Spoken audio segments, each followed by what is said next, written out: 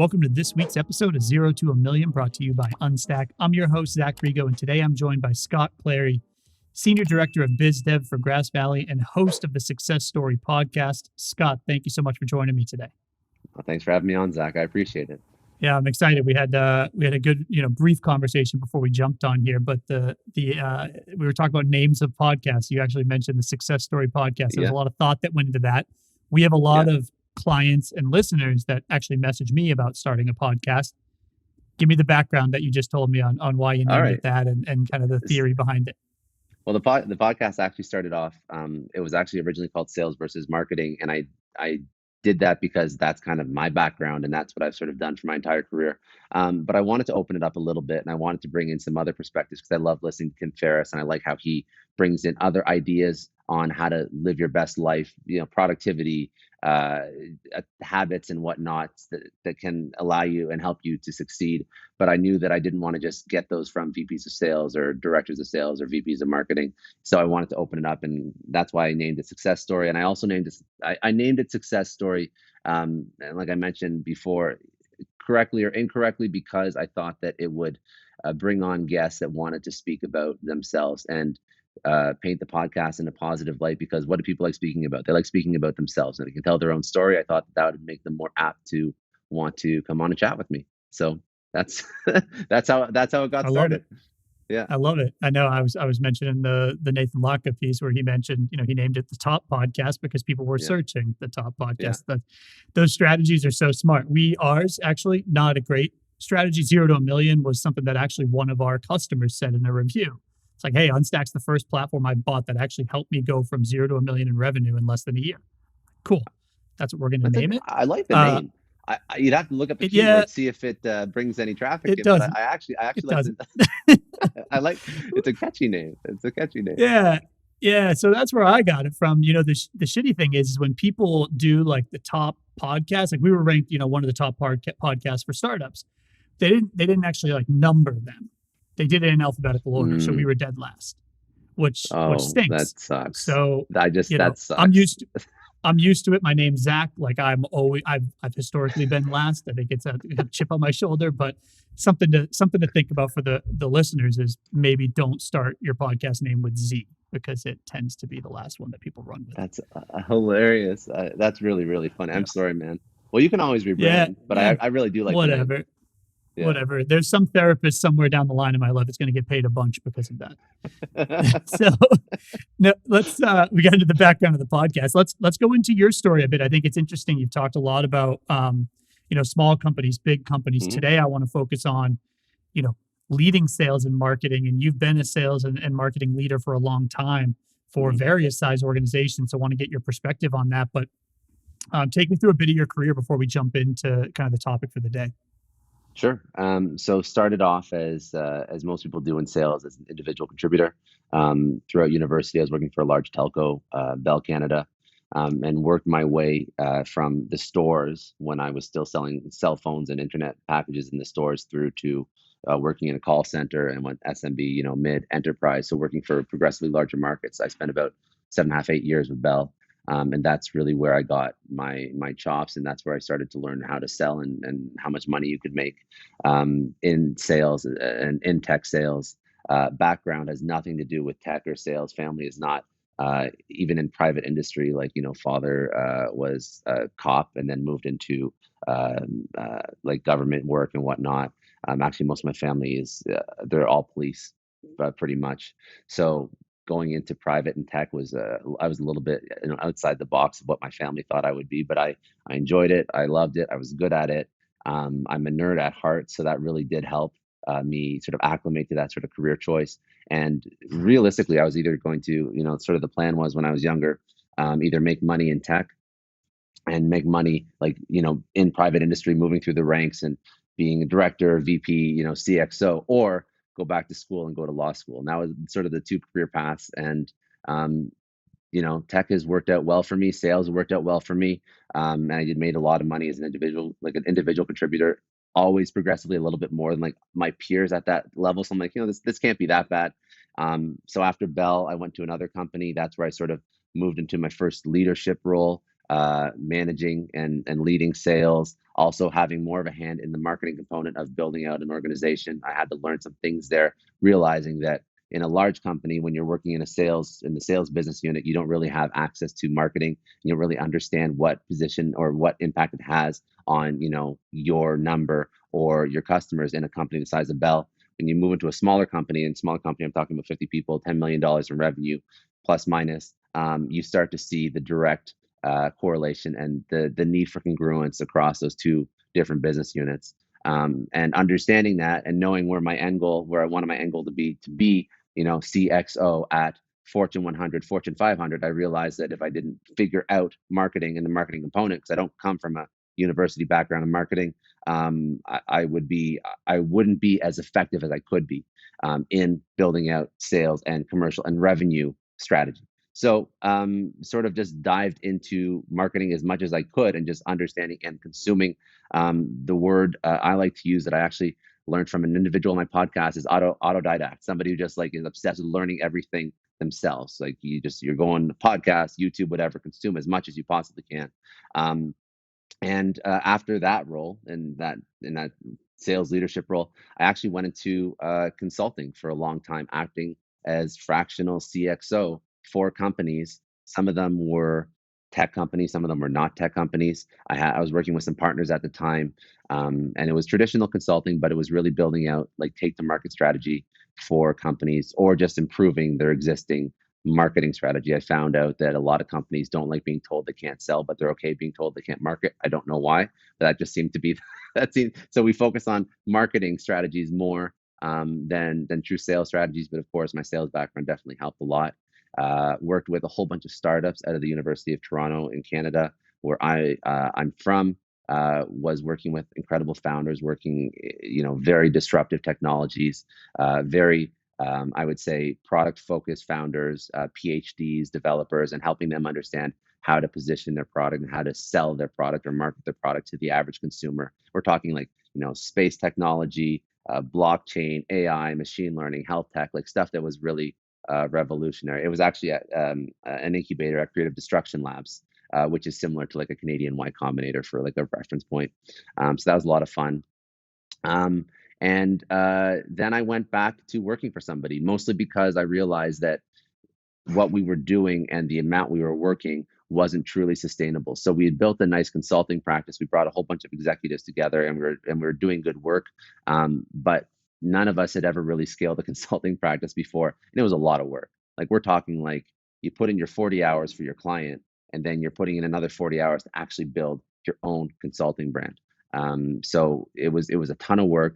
I felt that I could do a little bit more working in software tech again. So I went back to work for somebody, which is sort of the working for that person. Excitem is what's leading me or has led me to where I'm at now. So when I went back to work for somebody and wasn't just doing consulting, I was hired on to basically help a smaller company, Excitem, bring their SaaS products to market through a much larger company, Grass Valley. So at the time, two separate entities, but Grass Valley had exclusivity on Excitem's IP. So, but that being said, Excitem was a dev shop more or less, and Grass Valley had only ever really sold hardware or infrastructure solutions. They never really had somebody who had sold or marketed tech or SaaS products or software products. So that was sort of my role. It was to bring these products to market, help Grass Valley understand how to sell software products, even like recurring revenue products versus like a one-time PO. It's a much different mentality, a much different sale, different decision makers, different things you have to consider when you're actually pitching a product and marketing a product that's a recurring revenue product versus like a $20 million, $10 million sale on expensive hardware, which Grass Valley was used to selling. So that went quite well. Been doing that for about 2 years and a bit now. Proved significant, like we proved product market fit. We scaled the revenue of the SaaS and the software coming from Excitem. Grass Valley, about a month ago now, based on when we're recording this, executed on the agreement to actually purchase Excitem because we proved out that we could sell our software through Grass Valley. And that's more or less what I've been working on, and that's what I'm still working on. So we're just doubling down on, Grass Valley is a big company, obviously coming in as a small little software, almost like a you said it before. I can't remember the word you used. Like uh, there was a word used for Innovation innovation. Yeah, like team. an Yeah. innovation team almost. Like we're like a fraction of the revenue, but we're growing, and they want to double down on bringing in new ideas, new products, and that's sort of us, and that's what I'm responsible for right now. That's sort of my background. No, that's amazing. I think the consulting work's super interesting. I think when we talk, when we look at our customer base and our audience is very much kind of that early stage founder Yeah, or early stage marketer.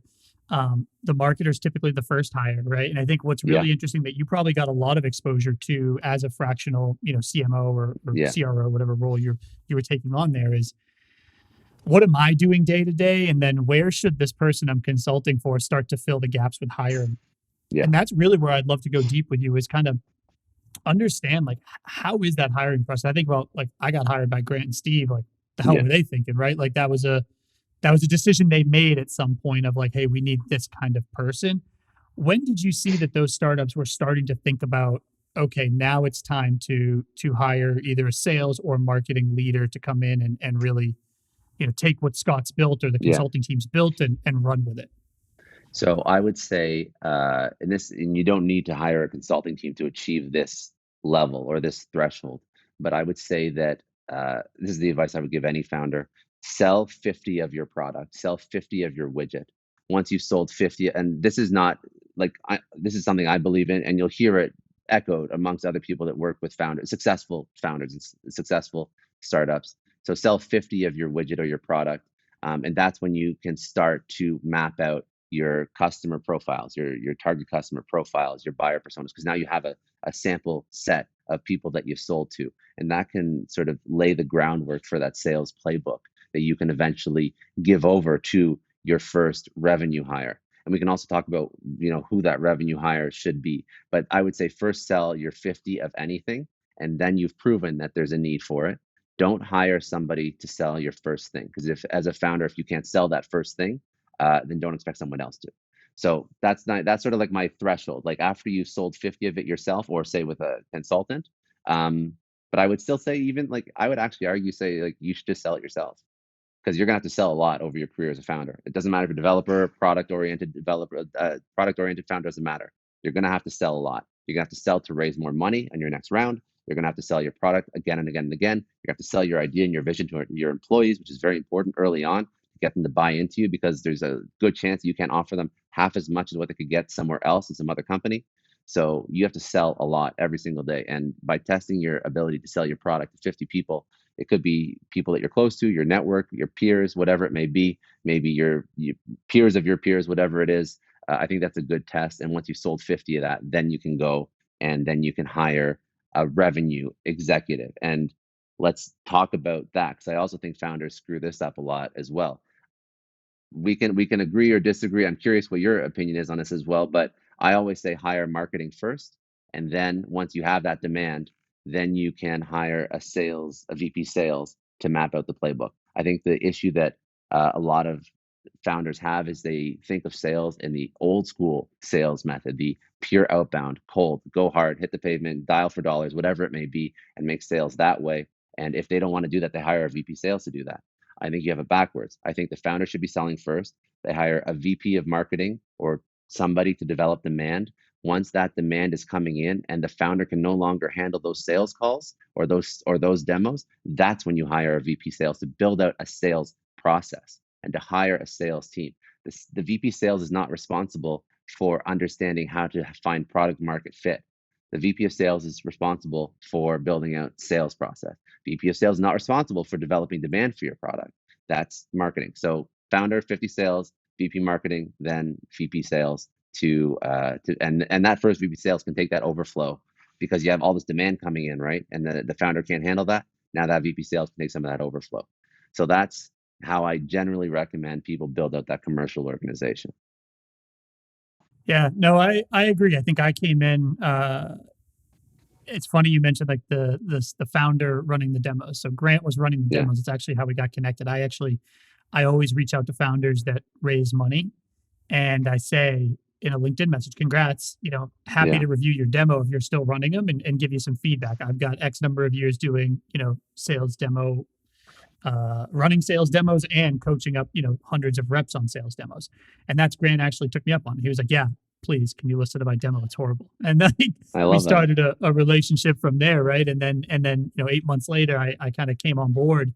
But he wanted to hire me as, a VP of sales. And I was like, I want to lead marketing also. Mm, My vision, similar to yours, like I want to be a revenue leader. And I, yeah. as a general manager, got to lead sales and marketing and loved that. Like I love doing it together. But you're totally right. I think you got to learn to drive demand, and hiring that next, salesperson is, it's a game of calculus. Like you've got, Yeah. or it's a calculation that you've got to make based on the demand you've driven. Yeah. And we actually, unfortunately let go a salesperson when I came on board because there just wasn't enough lead flow for me and him to be doing, enough demos to scale the business. And like Yeah. long term, like that's a little bit of a step back, but it was the right move for the business and for him. So that, to your question earlier, I do agree with you. Yeah. It's been I challenging think it running makes sense. both, which I think we Yeah. both signed up for Yeah. sometimes. And I think when you think about skill sets, so let's talk about kind of the marketing leader, because Sure. there are a bunch of places you can hire in marketing, right? Mhm. And I'm strong in some pieces of marketing. I'm very weak in others, and I'm willing Yeah. to admit that. And Grant's fully aware of that. Where do you see that marketing leader, needing to be strong for that early stage company where the founder is still typically probably running the demo, and how would you go about hiring for that? So obviously, there's always going to be variables like whether or not you're venture backed or you're bootstrapped, and how that's going to impact your business. Money makes a difference, but still, at its core, you have to understand, I think, the personality of the person that should be working for a startup, and also what you cannot expect the marketing leader to do is to be good at everything, because that's another issue in and of itself. When you expect the marketing leader to be good at writing copy, technical SEO, putting together videos, strong with graphic and creative. That's it's a recipe for it is truly a recipe for failure. So I think that you have to have somebody who, first of all, is excited about working for a startup. So they are the personality type that is extremely curious, is tenacious, is trying to figure things out and almost prove themselves in a way, because they haven't come from a 30-year background in one particular set of marketing. I actually like people that are, and I hope this isn't a cop out answer, but I like people that are just very curious versus coming from a specific stream of marketing. Because somebody who's curious will try their best at everything, figure out what works, and then double down on it. And I think that's the best way to hire for a startup marketer. So I think that somebody who doesn't mind trying different things, seeing what works. One person who does this, uh, uh, one company that does this very well. So AppSumo. So their founder Noah, and I'm blanking on his last name. I think Kagan right now. He speaks. Yeah, I think it's Kagan. So he speaks about quite often about how he brings a product from 0 to 1,000 users, and his general strategy is just try everything. Go traditional, like write some copy, post on some social, go into see like really niche, obscure, like blogs, sites, whatever, communities, start a podcast, put out a video, go on Hacker News, go on Product Hunt, whatever. Try everything and see what works and see what doesn't, and then double down. But if you have somebody that's like has these preset ideas of what marketing is and what marketing isn't, and they're not willing to try new things, then I think as a startup, you're really selling yourself short. So that's why I actually like people that are a little bit more, like, technically to be junior, but I don't like using the word junior. It just means like they just don't have these preconceived notions that are imprinted and ingrained in them. And that's a kind of marketer that I would like to hire, somebody who is trying to just do every single thing in the world and seeing what works. And I think that's what you have to have. Yeah, it's funny you mentioned that. A founder the other day posted in a community I'm a part of. It's a SaaS community, and one of the founders posted like, "Where do I post this job description to find a VP of growth?" And it's Yeah, like, yeah, oh, like LinkedIn, Indeed. It's like, no, like none of those places really like post it and go and talk to every VC firm you've ever talked to and ask them if they yeah, know somebody. Because you need someone that's been in the trenches before. Because guess what? yeah, If they haven't, they don't yeah. want to be back down there again. Like, it's a game That's changer the thing. going from It's tough. It's a tough job, and that's why like even like things like it's silly, but when you're interviewing for a startup, like if somebody is asking like, and this is I don't say this is great, but this is the reality. That's why I actually advise people to not work for startups because I feel like it's a lot more work than they actually expect, right? But if you have somebody who's like, what are the benefits? How much vacation do I get? Like these are the things that somebody who actually is going to succeed in a startup will not care about as much. And it's not that you shouldn't care about these things. You should. You should respect your career and you should focus on getting the best possible situation for yourself. But I'm saying that if people are thinking that they're going to get big company perks in a startup, they're not. It's going to be hell. And and you have to have a special kind of like fucked up personality to want to go into that and subject yourself to that, mostly because you are either going to you think you're going to exit rich with some sort of equity component, which you probably aren't, to be honest, or you just want to learn, which is okay. If you actually want to learn everything there is about a business and you think that's going to benefit you, then fine, then you can go into a startup. But I would say that it's like a fast track MBA and then some, probably more education than you'll ever get in an MBA, combined with like just like hellish workload and environments and never knowing what's going to happen, never knowing if you're going to have a job next. Like it's not a fun environment for a lot of people, especially coming from a large organization. So again, you have to have a certain kind of mindset to go into that. But if you can find that person, and they're probably just as crazy as the founder, being like that first, like 2, 3, 4, 5 employees. If you can find them, then that's the person you hire. And if they have an aptitude and a yearning to learn how to market, then they'll do fine. But you just have to find those crazy people that are just want to explore everything, and it's tough. It is very tough to find those people. But that's why startups don't succeed. Like that's the reason why.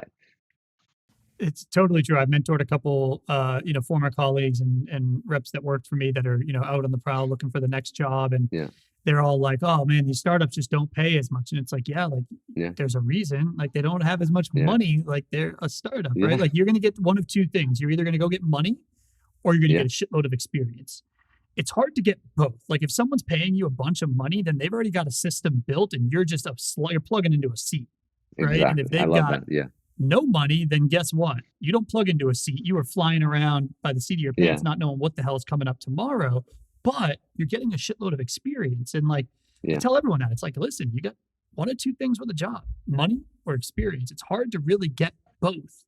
And I think that's, something that I thought a lot about when I was making, my next move is like, do I just want to go get a job that pays me a bunch and I just kind of fit in somewhere, or do I want Yeah. to go get a bunch of experience and see what it does for my career? So I think You it's a should good point you make. you should think about something. I love the way you phrase that. You should think about something if you join a startup. You should have a goal in mind, a reason for why you're joining a startup. And it can't be to exit. It has to be, I need to go in here. It's like you're going in here to experience every possible scenario that a business could be subjected to. And then you're going to take that and you're going to start your own company, or you're going to use that knowledge to go into a larger organization and completely change the way that they do business in a very positive way, because you're bringing in these experience and these learnings that most people in a large organization that have been there for the past 30 years do not have. So you should have a plan. Like your plan should not be join startup and become a millionaire because we exited in 5 years with we IPO. That's not a realistic plan. So have a reason and love learning, and that's pretty much it. Yeah, it's funny. I talk to these folks that I'm mentoring, and I've said this on other podcasts. I haven't said it on this podcast, but an exercise that mentor of mine who's been on the podcast, Ralph Fulls, made me do was write the job you want. Like write the whole Yeah, job description. Go on the internet and look for the job you want. Take the job yeah, description, and then like highlight what you don't have yet, and I figure like out that. how the hell you can get paid to do that. Right? And I do that. I've done it 3 times in my career. I did it early when I was a sales rep. I've quickly realized I do not want to be a VP of sales. Like I don't know, that just didn't like It's a tough appeal to job. me. Uh, Yeah, It is. It is. And I started to rewrite it, and I got into the general manager role, and it opened up my eyes. Like, whoa, like here's what I could really do. Um, and I did it again before I took the next job. And like, you're exactly right. Write down the experiences you want. Think about how you can get paid to learn that stuff. Yeah. Might not be as much money as you can get paid, but you'll make it back, two or Yeah. threefold down the line. So, Yeah. um, I love that. You talked about going from growth leader to scale leads, marketing leader to scale leads, and then hiring that VP of sales. A VP of sales for a startup is not a VP of sales for an organization that has, geez, even 2 managers and 25 sales reps. So Yeah. take me through the skills that VP of sales needs to be successful at that early stage, startup that's really got founders, engineer, product, a marketer, and then first sales hire coming in. So I think that the one skill they don't need, which is a big skill that they will have to learn later on, is the ability to manage leaders of other individuals. That's something they do not need yet, which is actually a blessing because that's a very difficult skill and it's very hard to help people lead other people.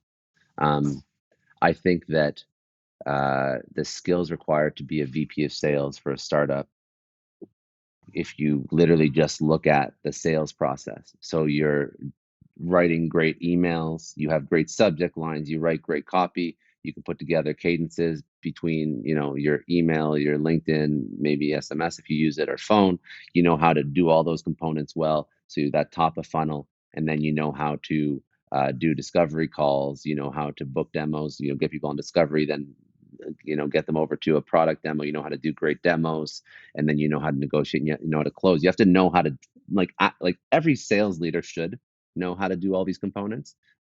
Some people, I think, that are non-sales move into like in a large organization. They're more like a strategy or high level as opposed to like getting very in the weeds. But every sales leader should know these. But in a startup, the sales leader has to be basically a full cycle sales rep and then be able to understand, be self-aware enough to understand the process that they have for each component in the sales cycle, and then to codify that, to write that down, and to be able to teach it to other people. So it's about basically being the best at every piece of the sales funnel, because you're doing it and then you're teaching it. And I think that that's probably one of the most important pieces, to be able to be good at all the different components of actually selling. So you're not just, if you're just a closer, say you work like a traditional like inside outside organization, and you're just good at demos and closing and negotiating, and you're not great at setting appointments, or you're not great at cold calling, or you have an aversion to getting on the phone with people, or whatever it may be. I think that you're going to fall short as a sales leader, because you're going to be being forced to teach people things that you're not comfortable doing yourself. The best VP sales at startups literally just do everything themselves, and then they can do it with a reasonable level of proficiency. And then that's how people will learn from them, because you're going to be hard pressed to tell somebody they're not calling or leaving the proper voicemails if you never picked up the phone in front of your rep. It's hard to do that. So you got to lead by example, and then again, be able to codify that. So not just, and another thing too, not just like being the best sales rep and just having this like almost the best sales reps to turn into the sales leaders, and they don't know their own process, and you just accidentally close everything because you're some charismatic person who just became a really good sales rep. That doesn't make a great leader either, because you're not self-aware enough to know the process and the steps. So if you're not self-aware and you can't teach somebody, then all you're going to be doing is chasing deals, and you're not effective, you're not scalable. So you have to be able to actually codify and write everything down and build out that playbook, right? That playbook. That's what your job is, to build out that playbook. So those are kind of the things that I think that a VP sales at a startup should be aware of. Totally. What titles should a founder be looking for when they're going to hire? Because I think Mm, it's easy to go and put, I'm looking for a VP of sales, so I'm going to look for a VP of sales. yeah, And I don't think that is the right strategy. I'd love your opinion on that. yeah. That's an interesting question. I've never really thought about that. But it shouldn't be a VP of sales they should be looking for, right? Like obviously that's not the person they should be looking for. I would say somebody who I would say I would say like a sales manager or a director of sales in a mid-sized company could be who's ambitious, who's again younger in their career, not set in their ways, wanting to go and work an obscene amount of hours to prove themselves or to prove something or to learn something. But if you're looking for a VP of sales and you think like a, maybe some retired VP of sales from an F500 is going to come in and be effective, they won't. And it's happened. I've seen VPs of sales that have extensive careers, and for whatever reason, they're not working at the time, and they're going back into the workforce, and the startup just thinks, wow, we got a great deal. We got this person who has like 40 years experience leading sales teams, and they had 12 direct reports and 500 indirect reports or 3,000 indirect reports, and we're gonna like that's not it, and they won't know what to do because they haven't made a phone call in like 30 years, 20 years, yeah, whatever it may be. And that's just not it. So you can call it VP sales if you want, but I would definitely be a little bit more explicit because that's going to upset people too. And it's waste your time, waste everybody else's time. If you're advertising like you're some, large organization VP sales, and then you actually then you have these interviews with these very high level individuals, and it's just wasting their time, your time. So don't do that. I would just say like sales leader, head of sales, startup sales leader, like stuff like that. Like you can call it a VP sales if it makes you feel better, but I don't think that attracts the right people. Totally. No, you're Yeah. spot on. I actually, when I was going through my interview process, not that I have a chip on my shoulder, but I do. I got turned down for a job with one of the companies that I was like super interested in. And Grant and the Unstack thing was kind of like always the job I wanted. This Yeah. one came up through a VC that I'm friendly with, and they had just raised some money, and I was like, oh, this is an interesting one. Went through the whole process, and I lost to this gentleman that was much more senior than me, Hmm. much better resume, probably, just because he's had more experience. Yeah. But man, I bet you they gave him a phone and Yeah. a keyboard and basically said, "All right, here's the people that have visited our website." Yeah. And he was out of that job within 4 weeks. Now, granted, I Well, that's started at quick. Unstack and I was fine. Oh, That's it pretty damn was quick. very. I bet you he tried to dial that phone and got hung up on 3 times and was like, "Oh man, this Yeah. stinks." Yeah. So, but Well, you're so I, spot I've on. seen that happen. I've seen that happen, but not 4 weeks. I'm talking like 6 months or 8 months or like after some time. But that's that's pretty bad. That's pretty bad. I think it's just not a fit. I reached out to my VC buddy. I was like, "Wow, that didn't work out, huh?" He Yeah. was like, "No, just not the right fit." I was like, "Yeah, no shit. Yeah. This guy No is this kidding. guy was sitting in a corner office somewhere looking at the skyline for 10 years, That's the which is an thing. amazing job. It I want is. to And get there, also but that's not, you don't want to be like, I think that's why the startups are misrepresented as these sexy opportunities, and everybody just wants to join a startup. Nobody has any context. Like I would join a company after like maybe a series B or C. That's exciting. Okay, whatever. They have some momentum. They just raised $100 million. That's pretty exciting. right. That's a fun thing. Well, that's But not like before to me. that, That's not a startup anymore, dude. well, that's Like, because you've worked with startups. But if you yeah, have if you haven't, then you think everything from like two co-founders on Angels List is like something you want to go work for, right? And that's not really the case. exactly. Or Angel List, whatever. Yeah. Yeah. Well, Anyways. it's funny you say that. My buddy's looking for a new job. He's in like data security, and he's like, "Oh, I interviewed for this startup the other day. They've raised $500 million," and I was like, "You realize that's not a startup anymore? Like they've seven $500 hundred and million. fifty or 1,000 employees. Like they've raised $500 million. Like they're going to be public in 2 months. They're not a That's startup, that, dude. Like so that's a it. startup Well, that's is the difference, right? you know There's like a culture of a 5 people in a startup. basement." Yeah. Yeah, that's a true startup. That's a true startup. Maybe they have like kombucha and ping pong tables or whatever in their office, but like they're not a Yeah, startup anymore. yeah. They got a whole floor of the WeWork in downtown Raleigh. Is not make them a Oh, okay. startup. I promise That's you. not a That's a startup. that's a more expensive lease than Yeah. any other lease in Raleigh right now. So, Yeah. Yeah.